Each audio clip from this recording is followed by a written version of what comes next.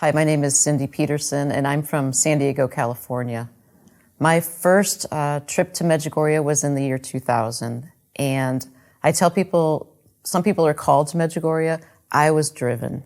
And the way my call came about was I was working in my life, had everything I ever wanted. I was a physician with a house overlooking the Pacific Ocean, wonderful marriage to a man that I deeply love and still do, with 3 beautiful children, and working as a dermatologist. And I always felt that there was something missing in my life, and I could not find what it was because I kept looking to the world to fulfill me. And one day I was walking through a Christian bookstore, walking through the book section, when I noticed that a book up above on the top shelf on the left corner started moving. And it actually just kind of fell, jumped off the shelf and fell at my feet. And I've never had that happen before. It gave me complete goosebumps. And it was Wayne Weibel's book, Medjugorje, The Message. And I picked that book up and I thought to myself, I wonder whatever happened to Medjugorje. And it reminded me of my mother who had just passed away. So I really wanted to buy it because she had talked to me once about Medjugorje. And I was on my way out to buy that book when something inside of me made me stop. And it said, Cyndi, if you have no time to read that book, absolutely no time. You're busy, you have a career, you have a family, don't buy that book. And I was just about ready to put it back when something inside of me said, Cyndi, you can put that back and nothing bad will happen to your life, but nothing will change. Your life will not change. Or you can buy that book and your life will change. And I thought to myself, what could happen from a stupid book? And that was the understatement of the century, I tell people. Because I went home and I hid it, and I woke up at night because I didn't want my husband to see me reading it. And I was reading this book in a little room in my house when all of a sudden I felt this power go through my entire body. My entire body was shaking. My hands were shaking, and I could feel it like electricity going through my head to out my fingers and out through my toes. And I was infused, which I know now, I was infused with the Holy Spirit that gave me such deep faith and knowledge of God. I knew that God existed. I knew that He was real, and I knew that I wanted to go to Medjugorje. And at the same time, I was given a vision of myself into my mind's eye, of me sitting behind a microphone, all alone on a stage, talking to a sea of people, not about medicine, but about my faith. And I did not want that. And I threw that book across the room. And I tried to get out of that. But I did want to go to Medjugorje. So I secured a trip to Medjugorje finally. And it was about 6 months down the line. Along the way, before the trip, I kept hearing this voice inside of me saying, you need to tell Jesus that you love Him. You need to tell Jesus that you love Him. And I kept putting it off until it started waking me up at night. And then I knew I had to do it. But it was only one day when I was in a gym, about ready to work out, when I was just about ready to get on the elliptical machine, when I noticed my shoe was untied. And so I was down on one knee, tying my shoe, when this voice came within inside of me, said, you need to tell Jesus you love Him. And so I was so broken down, I just said, I'm going to go for it. And I went deep inside of me, and I only wanted to say, Jesus, I love you. When out of this, my heart came this deep prayer, and it said, Jesus, I love you with my entire heart. I love you with everything that I have. I no longer want my will to be done. I only want your will to be done, and use me to bring other people to you. And immediately I was flooded with peace. And I was beating myself up saying, why did you take so long to say that prayer? But I loved it. In the meantime, I was taking my kids, 2 days later, I was taking my kids to the Wild Animal Park, which is outside of San Diego. And I had my kids in the minivan, and I'm driving in the back country, taking a turn, just to make sure there's no traffic coming. I look to my left and start turning to the right when I stopped cold.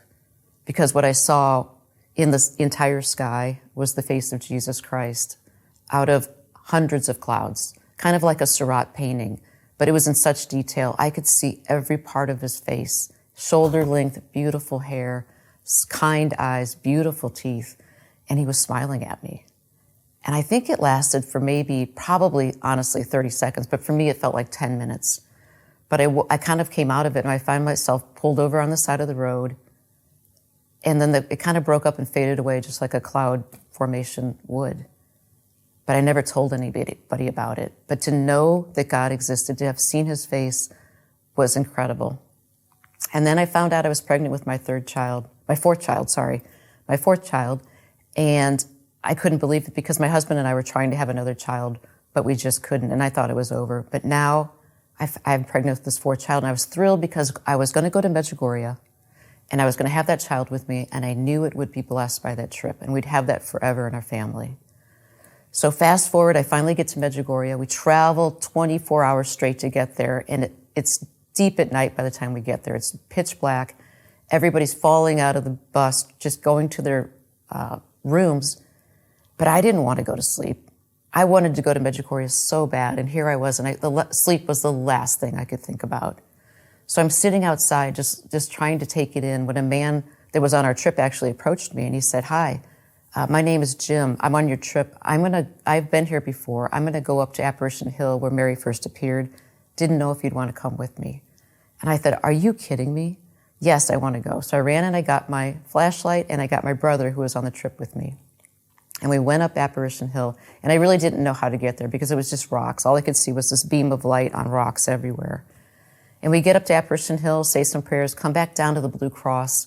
When we're all sitting on those stone benches there, it was my brother, myself, and this man.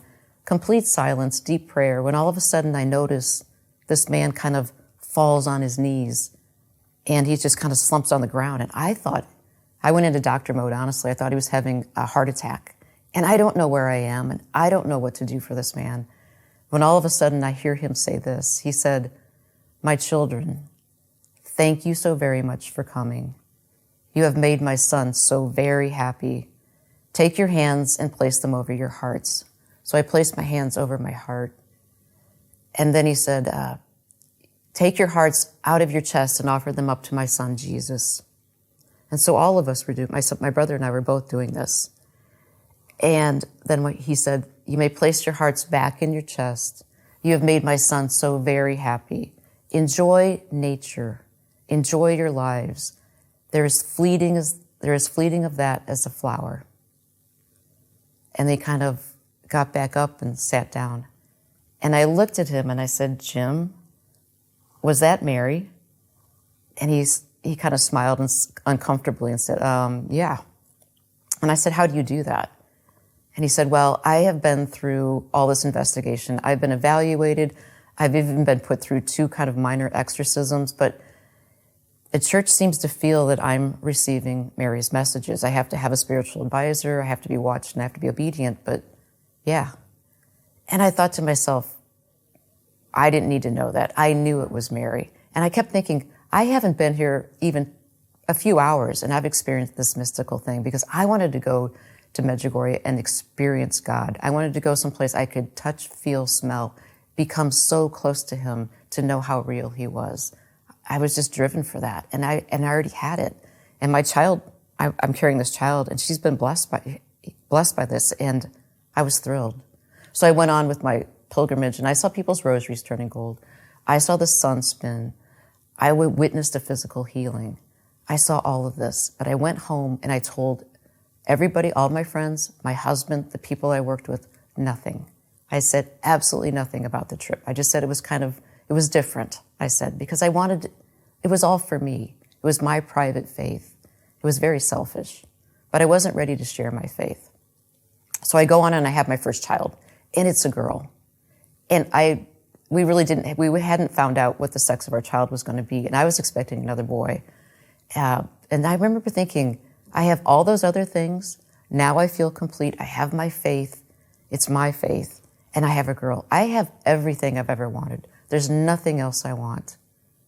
But we soon found out there was something wrong with my daughter, Kelly. She couldn't move. She couldn't move her arms. She couldn't move her legs. She couldn't hold up her head. And eventually we realized we had to start searching out and figuring out what was wrong with her. And so we started turning to the medical professional for help.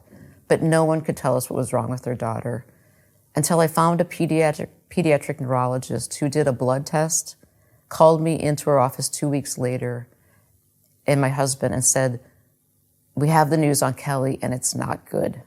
Kelly has a disorder called spinal muscular atrophy. I'm sure you heard of it." And both my husband and I looked at each other and said, "No, we've never heard of spinal muscular atrophy."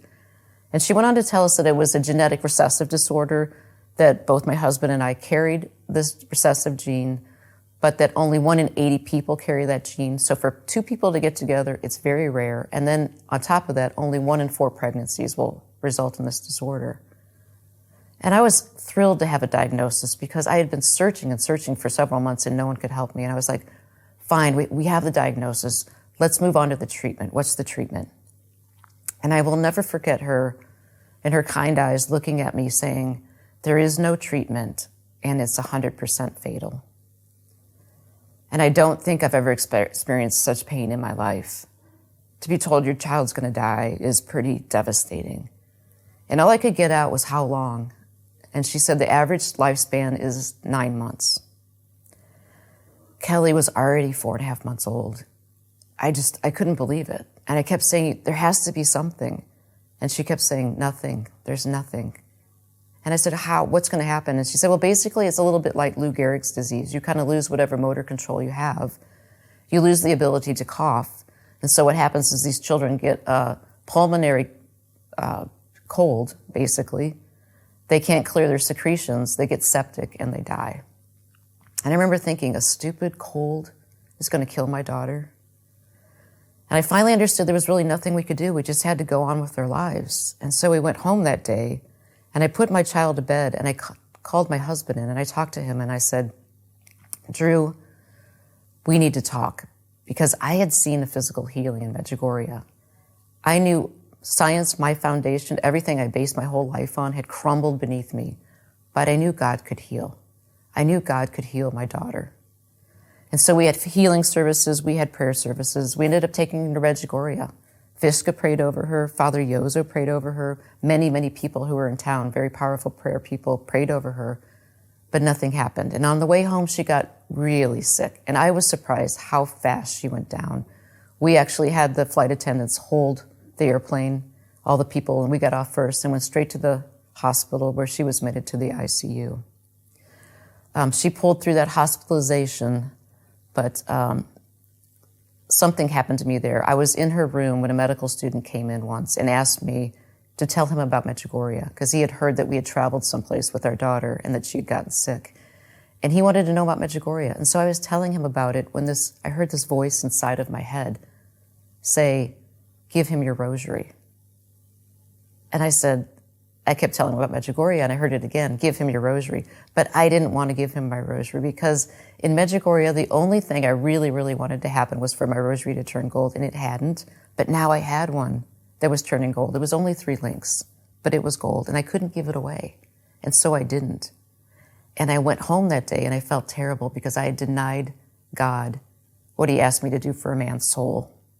And it tore me up inside. But I eventually broke that rosary, and I went to get another one, exact same rosary that I'd gotten in Medjugorje. And I was praying with it that night, and I looked down at it in the middle of the rosary, and my heart stopped. Because in that time that I was praying, my complete rosary turned gold. And I remember saying to the Lord, I get it. You will always give me what I need. I just need to do what you tell me. And so I promised him I would never deny him after that. Fast forward, I get a phone call from my friend Jim, who I'd met in Medjugorje, who told me that Wayne Weibel was going to be up in his town in Washington and didn't know if I wanted to bring my daughter up. And I did. And so I brought her up, and we had Wayne pray over Kelly, because he can pray over people and they were healed at times. So I did that. And I tell people there's nothing that a mother won't do to save her child. And that's much like Mary is here in Medjugorje. There's nothing she won't do to save us. She's giving us the stones we need if we follow them, what we need to do to make it home safely. So anyway, Wayne prays over my daughter. Nothing happens. But that night, I find out that when Jim prays the rosary with the group, oftentimes he'll have messages for people in the group. He did have one for me. And one of it was to bring Kelly into the middle of the room and for everybody to gather around her and to lay our hands on her. And I couldn't believe it, because that's exactly what happened when we had a physical healing in Medjugorje here before any of this happened. We had all gathered around a girl who was really, really sick, laid hands on her, and she was healed. And so I couldn't believe it was going to finally happen. But the message I heard was this: do you see the love that you look at Kelly with? It's the same way I look at you. You see yourselves old and worn out, but I see you young and beautiful. There are many prayers for Kelly's healing, but you need to pray that God's will is done in her life. And I couldn't believe what I was hearing. I couldn't believe that God was not going to heal my child. I was so wrapped up in getting God to do my will, I had never considered it that it wasn't God's will. And I've never struggled more in my life because I realized I was given my cross and there was nothing I could do to get out of it. I had to carry it through. So I go home. I go to the airport to fly home, and there was an event that happened on that plane. I couldn't get my boarding pass to get on that flight, but eventually I ended up getting it. And it took me a long, long time, but I eventually got on the flight. And I remember sitting down when I saw a man come up alongside of me, and he pointed to the seat next to me that was his. And I said, is this your seat? And he said, yes. And he was a nice young man, all in Navy camouflage. He was a Navy SEAL. I spent 10 years in the Navy. I was a flight surgeon, and I flew helicopters. I flew with the Huey helicopter community and the Cobra helicopters. And I've actually flown in an F-18, broke the sound barrier and things. But I see him, and I'd also taken care of a lot of Navy SEALs, and I loved what they do. So he sits down, and I start telling him how much I appreciate his service. When I hear in my voice something very, very, very quiet, I hear it in my head. And it says to me, I placed him right beside you. Are you going to deny me? And I said, no, I won't deny you. I told you I wouldn't deny you. What do you need me to do for you? And I heard, I need you to give him something. And finally I heard, I need you to give him your crucifix, which I had always worn around my neck at the time. So I took the crucifix off my necklace, but I put it in my pocket because I was like, how am I going to give this to the guy without him thinking I'm crazy? And I figured I would do it at the end of the flight. But God, the minute I had that thought, I got this incredible surge of anxiety. I knew that wasn't a good decision with God. I had to give it to him now. But I said a prayer. I said, God, you're going to have to help me because this is a little uncomfortable. And the minute I said that, I looked over, and he, at the same time, looked at me, and we locked eyes. And I said, you're going to think I'm crazy, and that's okay, but I'm going to go for it. I just got a message for you now. Sometimes I get them, and I'm supposed to give you something, and I'd like to do it now if that's okay. And he kind of just held his hand out and said, okay. And I thought, wow, this is so easy. So I took the crucifix, I put it in his hand, I said, I'm supposed to give you that. And he looked at it, and he looked at me, and he said, well, that's kind of crazy. And my heart sunk. And I said to myself, see, God, this is why you have so few friends. This is terrible. I'm mortified right now. And and I heard myself say, and I'm supposed to tell you something. I remember just freaking out inside going, tell him something. I didn't know I was going to say that. And I'm yelling at God saying, you said give him something. I gave him something. I have nothing to tell this man. And I realized I just have to start moving my mouth. When all of a sudden I hear myself say, I'm supposed to tell you that he loves you very much, and he does hear you. And that man's face just fell. Tears streamed down his eyes. And he took the rest of that flight, and he just prayed with that crucifix, holding it to his heart, repeatedly telling me, thank you for telling me that. And I kept saying, I didn't tell you that. That's not from me. He goes, no, I know it's not from you, but thank you for telling me that. And it came to me that God was not going to heal my child, but he was going to use me to comfort other people. And I think he's calling every single one of us to comfort other people. And I think the more we use these messages of Mary, and the more we answer them and truly live them, because I was truly living every single one of those messages, that God can truly use us as a channel to walk and comfort people that he needs to let them know they are very deeply loved, that their prayers truly are heard, and that he just wants us all to get back to heaven. And that's it. We make it too complicated. And so there's several other things that have happened in my life. I went on to have, my child Kelly actually went to go on and pass away.